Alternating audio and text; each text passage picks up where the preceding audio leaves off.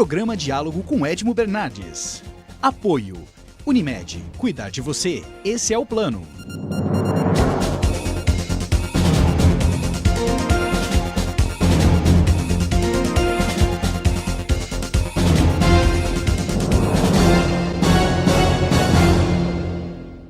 Olá, boa noite. No programa de hoje nós vamos falar sobre o agronegócio de uma maneira geral, mas especificamente abordar um pouquinho da questão da carne, agora já com uma situação um pouco mais calma, um pouco mais tranquila. E eu estou aqui com o professor Marco Fava Neves, muito obrigado por aceitar o nosso convite, e falar um pouquinho desse mercado que você é doutor no assunto e nós podemos abordar um pouquinho com o nosso telespectador. Tá joia, é um privilégio estar conversando com vocês aqui.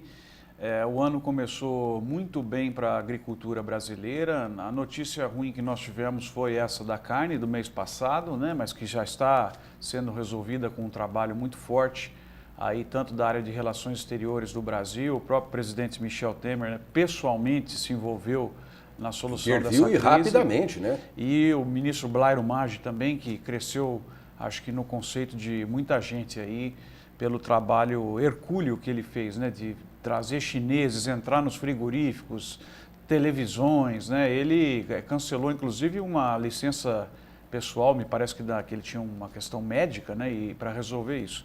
Mas tem sido um ano muito bom para a agricultura brasileira. Eu trouxe alguns números aqui que eu acho que é legal para o nosso pessoal saber. Né? Eu só queria que você começasse assim, por exemplo, me dando uma orientação. Qual é o peso da carne na exportação do agronegócio no Brasil? Para as pessoas guardarem bem, o agro está exportando entre 90 a 100 bilhões de dólares por ano. E a carne é ao redor de 15. Ou seja, 15% da exportação brasileira. Um pouquinho mais carne. de 15%, né? Entre 15% a 20% do que o Brasil vende lá fora é carne. Né? A carne é um produto, vamos dizer assim, com uma agregação de valor maior um pouco, porque a carne é a soja, o milho, o pasto transformado, né? E ela já vai fatiada, ela já tem muito valor embutido nela. Então, essa perda que nós tivemos em virtude desse fato, que vai trazer um aprendizado muito grande para as instituições brasileiras, foram diversos erros que foram cometidos, né? Ela vai ser sentida pela sociedade brasileira, pelo nosso crescimento. Nós poderíamos estar melhores hoje se não tivesse tido essa crise, né? Marcos, deixa eu te fazer uma pergunta. Vamos analisar a situação em si. Houve erros, você está mesmo dizendo vários pontuais, coisas pontuais, mas o brasileiro, ele não deu bola para esse negócio, não. Pelo que eu entendi na população brasileira, isso é aquela sensibilidade sem base, apenas feeling, né? Eu percebi que o brasileiro não deu muita bola, não. O brasileiro confia na produção brasileira. Por que eu disse?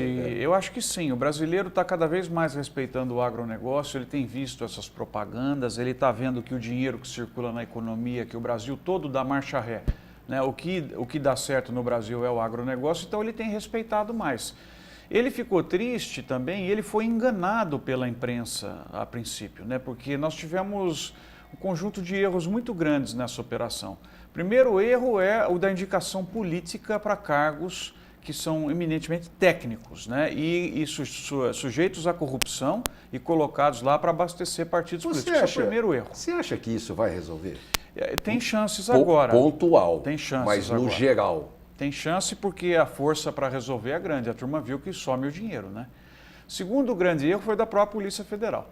Polícia Federal, e eu sou um fã número 1 da Polícia Federal, fiquei triste porque ela saiu desmoralizada, né, nessa história, porque ela não precisaria ter feito esse estardalhaço, ela fez as coisas sem a presença do comitê técnico da polícia que ela tem, peritos da área veterinária, ela levantou problemas que não são problemas, como aquela confusão do papelão. Está claro que o papelão era embalagem, não era para colocar papelão na carne, que você não precisava falar isso. Tem produto que foi encontrado que pode ter na carne, a cabeça de porco faz parte, ela pode ter, quer dizer, você criou uma série de notícias que a imprensa, por também não ter conhecimento, ela difunde e a população se sentiu enganada. Mesmo, né? Aquele conservante, eu não sei se é conservante, que vai também um pouco dos produtos, que é extremamente legal. Ele pode ter, você não tem lembro o um nome índice do de tolerância que você pode ter, ele não pode passar desse índice. Né? Então, aí a própria imprensa, e outra coisa que é muito triste no Brasil, você vê alguns ativistas digitais,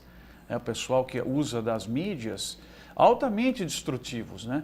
Então a pessoa pega, por exemplo, os logotipos das empresas até que não estavam envolvidas nisso, e solta dizendo que toda a carne brasileira é podre. Quer dizer, esse pessoal também errou, eu acho que hoje está arrependido. A imprensa errou, e você pode lembrar que na segunda ou terça-feira depois daquele evento do mês passado, a Globo dedicou o Jornal Nacional inteiro para elogiar o setor. Arrependimento do que foi uma mídia e do potencial de desastre. Mas o dano já tinha sido causado. O dano aqui no Brasil e fora. O dano no Brasil, eu acho que já foi revertido, que a população sabe, conhece os produtos, conhece a seriedade dessas empresas, né? São empresas que muitas delas foram afetadas gravemente e são cooperativas de pequenos produtores que trabalham certo, como essa mesmo que apoia a Chapecoense. Eu conheço esse pessoal, gente briosa, tudo, e eles entraram na confusão também. Então o povo brasileiro aprendeu. Quem demorou um pouco mais para aprender foi as pessoas fora do Brasil, porque aí você tem muito interesse comercial, né? Você tem carga de carne vindo e o importador junto com o governo, vamos dar um tombo, pedir um desconto nisso aí. Como nós estamos já com o navio indo e não tem destino para colocar, acaba sendo uma sacanagem isso. Então, é muito combinado importador, governo, o cara levanta lá, se é obrigado a dar um desconto para entrar. Mas essas questões já estão se regularizando, graças mais uma vez à intercedência das autoridades brasileiras, e eu acho que a gente passa por essa crise com muito aprendizado. Né? Eu falei na minha coluna da CBN semana retrasada, quando explodiu o negócio, e a Sandra Lambert me perguntou se eu via algum dano de imagem e reputação para essas empresas. Eu disse, olha, eu não estou lá no meio do negócio, mas são empresas que cuidam da reputação das suas marcas, tanto a BRF nas suas várias marcas, quanto a JBS nas suas várias marcas, etc. Não acredito, acho que num curto prazo isso aí vai estar revertido. Agora, financeiramente, não deixa de ser um prejuízo enorme, né, Marco? Prejuízo enorme para essas empresas, né? Perderam mercados, hoje já normalizou, mas se você acompanhasse há um mês atrás, o período mais crítico, né? Você tem parou o abate, né? O JBS parou lá para trás, ele chegou a parar 30 das 33 unidades, né? Quando ele para, não é assim que para e acabou. Tem o boi também, né, que vai chegar. O boi o pecuarista consegue segurar, mas também atrapalha o fluxo de caixa dele, né? Agora, e o frango e o suíno que passam do tamanho? E aí não aceita mais no McDonald's, não aceita, porque o frango tem um período exato, é o tamanhinho dele. Se ele passou, você não tem como ficar estocando ele. E o custo? Quantas famílias não tiveram prejuízos brutais porque simplesmente eles ficaram sem poder vender o produto deles e o produto passa do tempo. Você não tem outro canal.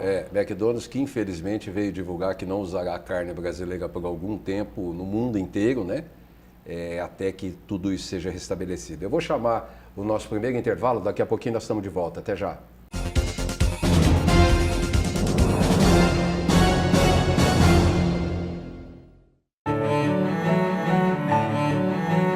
Fomos gerados na mais bonita das esperas. E ao nascer, ganhamos de presente a vida. Para desfrutá-la, é preciso apenas uma coisa: saúde. E colocarmos em prática a nossa vocação, que é cuidar. Hospital Unimed Ribeirão, um marco na saúde de todos nós. Voltamos a apresentar Diálogo com Edmo Bernardes. Apoio Unimed. Estamos de volta com o segundo bloco do programa. Professor, os resultados, acho que nós tivemos problemas na história com a carne no Brasil, vaca louca, febre aftosa, com Rússia. A Rússia ficou um tempão sem comprar a nossa carne, e os números que eu tenho da Rússia, para se ter uma noção, os países de destino para carne, para exportação de carne no mundo, não da carne brasileira. A Rússia é o terceiro importador de carne no mundo. Né? Quer dizer, não é brincadeira. Eu acho que a delicadeza de determinados assuntos deveriam ser cuidados com mais cuidado. O senhor criticou a imprensa. Eu sou muito crítico com relação à imprensa. A imprensa está parecendo aquele leão nos tempos romanos para pegar aquele que o imperador mandasse para dentro ali do lugarzinho e morder. A imprensa, se falar para ela que caiu uma lâmpada, é uma lâmpada que caiu e causou a pior coisa do mundo. Eu acho que tem uma série de coisas para ser aprendida, inclusive pela imprensa. O erro principal da imprensa, das manchetes, é a generalização. Se a imprensa pudesse fazer uma reflexão do prejuízo que ela ajudou a causar, nesse caso, e cuidar com a palavra generalização, por exemplo, a carne brasileira está podre. Não está podre. Você tem, e lógico que você vai encontrar carne podre como você vai encontrar laranja estragada em algum lugar. Mas se você chega e fala que a laranja brasileira está estragada, não faz sentido. Então, foi uma atitude irresponsável, né, de muitas pessoas que precisam colocar a mão na cabeça e se sensibilizar que elas atrapalharam a renda de muitas famílias pequenas, gente que hoje provavelmente se endividou por conta da atitude irresponsável. Então, e sempre lembrando que... É um negócio do país, pô. Você não pode agredir, tem que ter respeito. É o que você falou, levou 10 anos para conseguir abrir um mercado internacional. Você não pode querer destruir isso. As pessoas também criticando e querendo ver o fim da JBS e da BRF como se isso não fosse ruim para elas. Sim. Sabe, quebra duas empresas como essa do Brasil, a pessoa comum acha que ela não vai ser afetada. É lógico que ela vai. Quebrar duas empresas dessa, quanto desemprego causa, professor? Você tem milhares de empregos, a cadeia produtiva é mais de 1 milhão de empregos. Essas pessoas vão parar de ir na pizzaria, e aí o cara acha que eu fico na mesma. Todo mundo perde. Impressionante como parece que é um processo de autoflagelação do brasileiro. Eu vi os números do governo do estado do Paraná. A carne responde por 30% da arrecadação do governo do estado do Paraná. Tem ideia isso? Vai ver em Santa Catarina, então, que é praticamente dependente desse negócio. Né? Então, é irresponsável. Isso aí tem que servir como aprendizado para o brasileiro, para a imprensa, para a Polícia Federal e para as pessoas terem mais carinho com as coisas nossas que dão certo. Pouca coisa nossa é admirada no mundo. Aí quando uma dessas tem uma pequena crise aqui, todo mundo parece que vibrando, né? Olha, é difícil. É normal, eu tento ter uma visão, eu não consigo ter porque eu não domino do assunto. O quanto uma política numa Rússia, numa China, numa União Europeia, no Egito ou no Irã, possa ser completamente independente da questão técnica. Ou seja, que não haja retaliação por haver retaliação. Você acha possível que esses países queiram retaliar o Brasil, a exportação brasileira, por questões políticas? Ou eles serão extremamente técnicos nessa análise? Não, eles são receosos num primeiro momento. Você tem a classificação no comércio internacional é interessante porque você tem grupos distintos, né? Você tem países onde o Brasil, de certa maneira, tem que abaixar a cabeça, torcer para eles abrirem logo, porque nós somos altamente dependentes de vender para eles, né? Então, um caso é a China. A China, por isso todo esse esforço aí, porque o Brasil hoje vende para a China 21 bilhões de dólares por ano de comida. Vendia 500 milhões em 2000. Olha que absurdo. A China recebe, ela é 1, 2, 3, 4, 5, é o 6º país que mais importa carne no mundo. Mais importa carne no mundo e do Brasil eles compram 21 bilhões de dólares por ano de comida, carne, soja, uma série de outras coisas. 20% do agronegócio. Então você tem que ficar atento. Tem que ir todo mundo para lá, né? Tem que resolver esse problema logo. Agora você pega um outro país que me decepcionou muito, foi o comportamento do Chile. O Chile é parceiro nosso, é vizinho, uma das maiores redes de supermercados do Brasil é chilena, quer dizer, os caras conhecem a qualidade, conhecem o trabalho, mas foi o primeiro que levantou a bandeirinha lá quando teve a crise, bloqueando as importações brasileiras. Eu, inclusive, sugeri que o Brasil fizesse o mesmo, falar, então até se resolver o negócio da carne, nós não vamos importar salmão, não vamos importar vinho, vamos esperar também. Não, vamos... se o Brasil deixar de importar porque vinho aí chileno, pelo amor de Deus. Aí é diferente, porque o Chile depende do mercado brasileiro também, diferente da China. Especialmente do vinho. Então, o vinho tem que deixar vinho mesmo, né? Inclusive tirar o imposto, se possível. Né? Mas é interessante, aprende-se muito com isso. O seu Dom Melchior e o seu Alma Viva não pode ser comprometidos. Não podemos perder isso daí, mas o chileno foi chato com a gente. Você sabe que a única crítica que eu observei no ministro Blairo Maggi, e é uma crítica que eu faço assim, até entendendo aquele calor do negócio, um repórter perguntou para ele assim, ministro, o que o senhor achou dessas medidas de protecionismo? E não sei o que, ele falou, olha, eu acho que a coisa deveria ter sido tomada com cuidado, deveria ser melhor analisada. Não, eu acho que ele tinha que ter dito o seguinte, corretíssimo, qualquer país onde se trata de saúde pública e se tratando de carne, se tratando de leite, se tratando de determinados produtos, tem que ter, extremamente perecíveis, tem que ter muito cuidado. Porém, esse cuidado também deveria ter sido na análise dos fatos. Faltou o ministro fazer essa observação? Eu acho que se você pegar essas empresas que nós já citamos aqui no programa, a maioria delas, grande maioria, tem certificados internacionais que são dificílimos para conseguir. Se você imagina, é um livro de 100 páginas com coisas que você tem que fazer para poder o pessoal, depois de um ano, 20 visitar, dar um certificado, quer dizer... A parede tem que ter tal cor, tem que ter uma altura tanto, tem que estar plastificado aqui, o ralo não pode ter, tem que ter uma tela especial. E para você conseguir isso é muito difícil. Certificados que eles têm ambientais, que eles têm de qualidade. Né? Então, você tem que confiar nisso daí. No próprio transporte, né? Tudo refrigerado, tudo uma cadeia logística muito sofisticada. Né? Então, você querer destruir isso é um absurdo, né? Eu vou chamar o nosso próximo intervalo, daqui a pouquinho estamos de volta. Até já.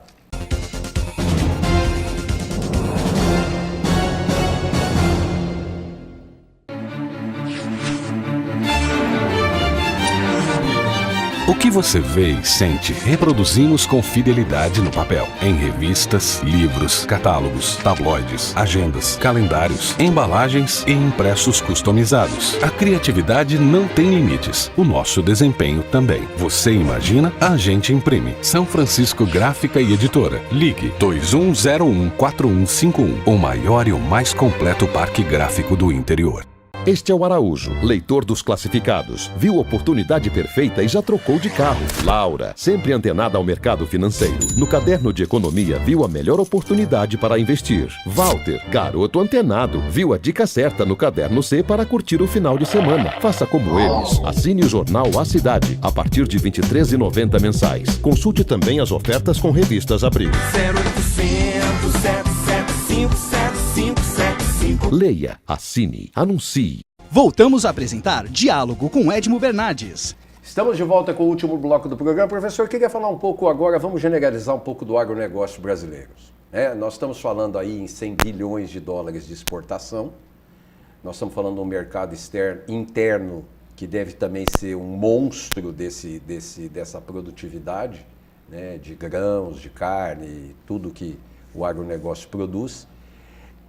Nós conseguimos passar, nós falamos um pouco da carne, mas vamos traduzir isso para o agronegócio. Nós conseguimos passar uma confiança na produção brasileira em termos de tecnologia. A tecnologia hoje, na produção de soja, na produção de milho, trigo, nós temos uma tecnologia de ponta no mundo, né? Olha, eu posso dar um depoimento aqui para você que é o seguinte, eu viajo há 25 anos em eventos do agronegócio e em eventos de Brasil geral e coisas que você vai representando o nosso país pela universidade, convidado por empresas para falar em fóruns. O Brasil hoje, ele começou a entrar na direção correta outra vez, né? O Brasil estava e ainda está desmoralizado, né? Agora, quando você vai em eventos da agricultura, o pessoal trata a gente com respeito muito grande pelo que o Brasil fez e pelo que ele fará, porque ele é praticamente o único que pode crescer para abastecer nessas 9 bilhões de pessoas em 2050 que estarão no mundo, 9 bilhões de estômagos, sendo que 80% dessa população vai estar na Ásia e na África. Então o fluxo de comida é daqui para lá. Então é um país muito respeitado. Você trouxe o número de 100 bilhões de dólares de exportação. Você imagina se não tivesse isso, quanto estaria a nossa balança comercial? Eu vou dar mais uns 2 números Claro. só. A renda esperada para esse ano da agricultura, ou seja, os produtos produzidos multiplicado pelo preço, é de quase 550 bilhões de reais. Então, é uma coisa que, graças à terra, ao agricultor, ao sol, ao fertilizante e tal, se ninguém fizesse nada, não teria isso. 550 bilhões de reais apareceram graças às lavouras que foram feitas. E onde que isso aí vai ser gasto? Vai ser gasto na construção civil, né, nos restaurantes, vai ser gasto nos automóveis. É esse dinheiro que cria. Né? Você pega uma terra que está lá e, de repente, você cria 550 bilhões. Né? Então é um ano muito bom, porque é um ano que está juntando uma produção boa, o clima ajudou, né? E valores bons. Né? Então o Brasil,